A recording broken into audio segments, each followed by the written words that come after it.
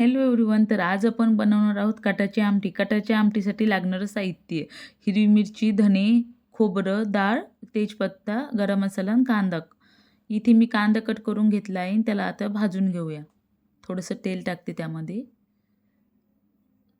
असा कलर येईपर्यंत त्याला भाजून घ्यायचं आहे. आता काढून घेऊया. त्यानंतर मिरच्या भाजून घेऊया. त्यामध्ये तेल टाकायचं थोडंसं, लवकर भाजतात. आता त्यानंतर डाळ भाजून घेऊया. लालसर भाजायची आपल्याला.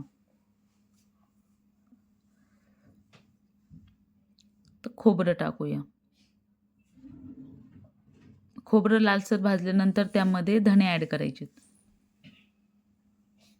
धणे, गरम मसाला तो पण खरपूस भाजून घ्यायचा आहे.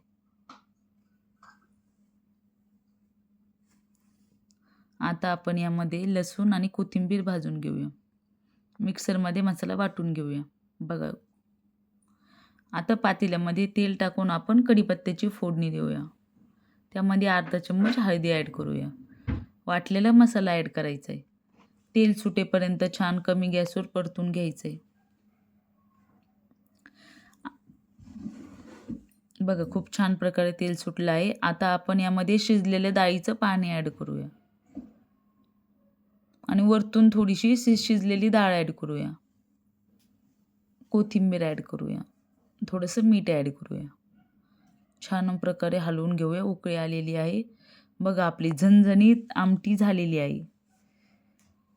तुम्हालाही झणझणीत आमटी खायची असेल तर ही रेसिपी नक्की ट्राय करा.